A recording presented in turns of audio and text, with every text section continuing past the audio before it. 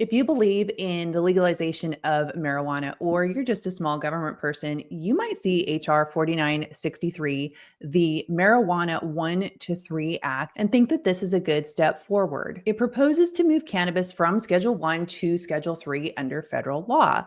But I want you to hang with me because a lot of people are misunderstanding what this law does. And regardless where you stand on the issue of legalizing marijuana, I want you to hear me out on this. Hey everyone, I'm Julie Barrett and I'm the founder of Conservative Ladies of America, and I'm back with another bill of the day. This is HR 4963, which was just filed last week by my Congressman, Representative Greg Steube from Sarasota, Florida. This is the second time he has filed this bill. It is the Marijuana 1 to 3 Act. He originally filed it in 2023 when Joe Biden was still in office. And the Biden administration was talking favorably about reclassifying cannabis from 1 to 3. Well, just a few days ago, President Trump went on record with the press saying that this issue is going to move quickly. They are going to be making a decision rather soon. So this bill is going to move quickly. Now, regardless of where you stand on the issue of legalizing marijuana, I want you to hang with me through this video and hear me out on what this bill really does, because many people are misunderstanding what the reclassification actually does and who benefits most from this. HR 4963 orders the Attorney General to reclassify marijuana from Schedule 1 to Schedule 3 in 60 days. That means marijuana could be prescribed by doctors under federal law, pharmaceutical companies could mass produce cannabis-based medications, and big cannabis retailers could claim massive tax breaks under IRS Code 280E. But here's what it doesn't do. It doesn't legalize recreational marijuana. Federal law still prohibits non-prescription use. It doesn't protect small growers or dispensaries. It benefits large corporations first. And it also doesn't reduce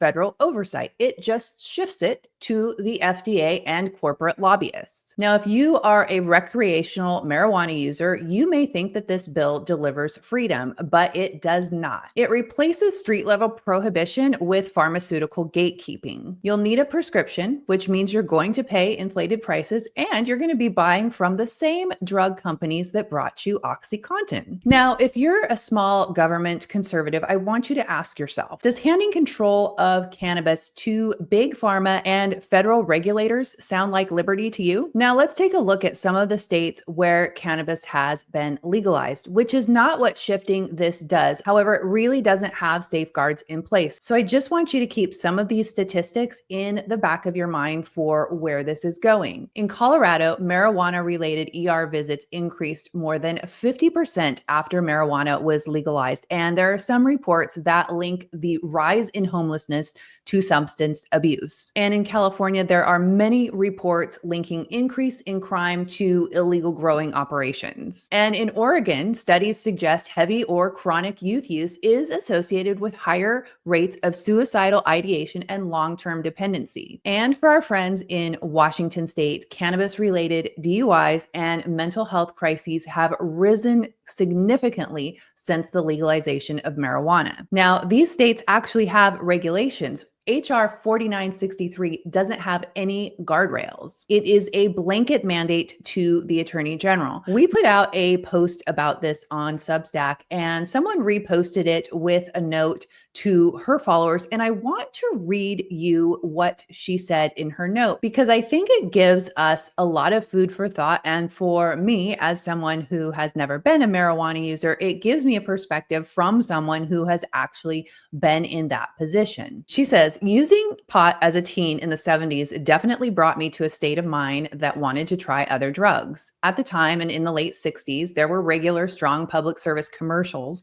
that did get through to me about the addictive nature of heroin, so I drew that line in the sand.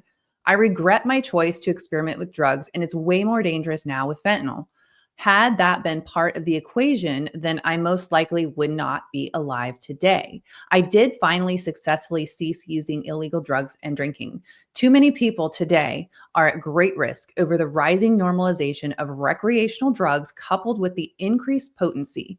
If parents think their kids are not using, they may be not really paying careful attention. Most drugs are detrimental to both mental and physical health in adults, but in kids, these effects are amplified.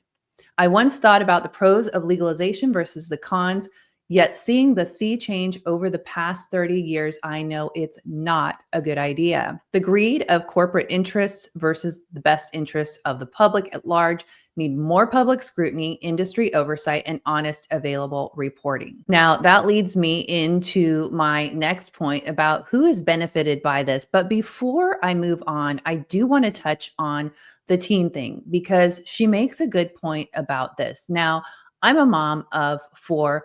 My kids are 19 to 29 years old.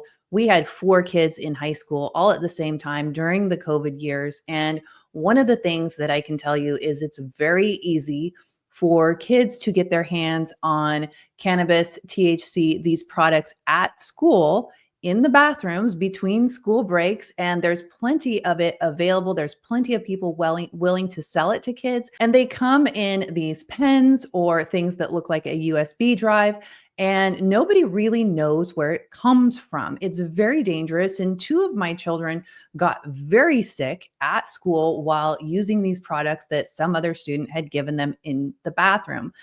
That's just my own family's experience. You can imagine that this is happening on a very broad scale. And we do have a youth mental health crisis that is being exacerbated by these kids being able to get their hands on it.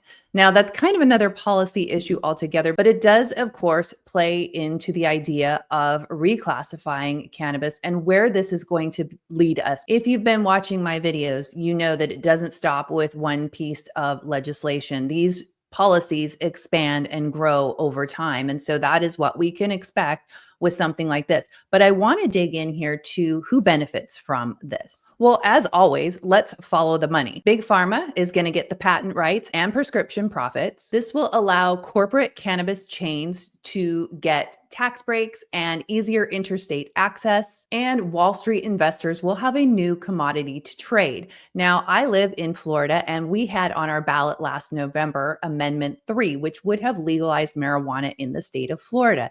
Through that process, it was very interesting, and I learned a lot about big weed and the whole marijuana lobbyist and how much money is in that industry and who is really going to profit from these policies. And make no mistake, it isn't the small businesses, it isn't the small growers, it is big pharma, big corporations, big weed. And the biggest losers are recreational users, small businesses, and the families and communities who are going to have to deal with the public health costs. Now, a lot of people will say, well, this is a good reclassification because it will allow them to do research on cannabis. The DEA has already addressed the need for research in its 2020 rule. This rule explicitly authorizes marijuana cultivation for scientific study under strict federal oversight. Researchers can now apply to become DEA registered manufacturers, and the DEA itself facilitates the supply chain, purchasing the marijuana from approved growers and reselling it to researchers. All of this activity is tightly controlled to meet public interest standards and intentional treaty obligations. So, in short, cannabis research is already legal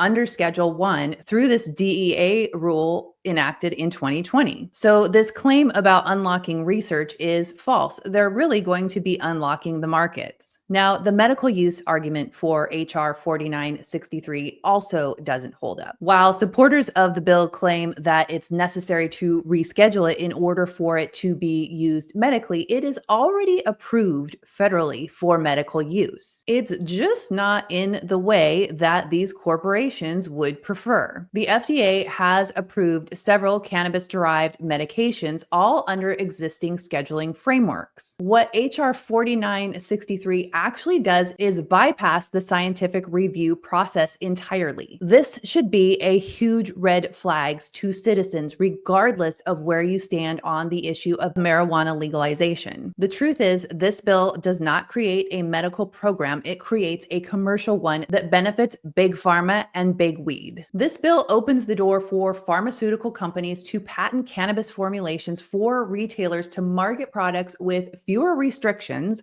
all under the guise of medical use. So if you don't pop the hood on this bill, if you don't dig into the details of what this bill actually does, and you just read the headlines that are coming out from influencers on both sides of the aisle, politicians on both sides of the aisle, big pharma, big weed, and politicians and lobbyists, you might think this sounds like a big win for marijuana freedom, but it is not. It's a big win for big pharma and big weed. This isn't about freedom, it's about profit. It doesn't legalize marijuana, it commercializes it, and the big companies win and the small businesses will suffer. And it doesn't reduce government. It actually expands federal control over who can grow, sell, and prescribe marijuana. Now, as I mentioned, this bill is going to move fast. I encourage you to reach out to your congressperson and let them know that you oppose this bill. I will have a link in the description of this video so that you can contact your legislator. I will also have a link to more content that we have put out about this that links to other sources with data if you care to go down the rabbit hole. If you lasted this long with me, thanks so much for hearing me out. I would love to hear your thoughts on this in the comments. Please do be sure to share this video far and wide. Thanks so much for watching. I'll see you in the next video.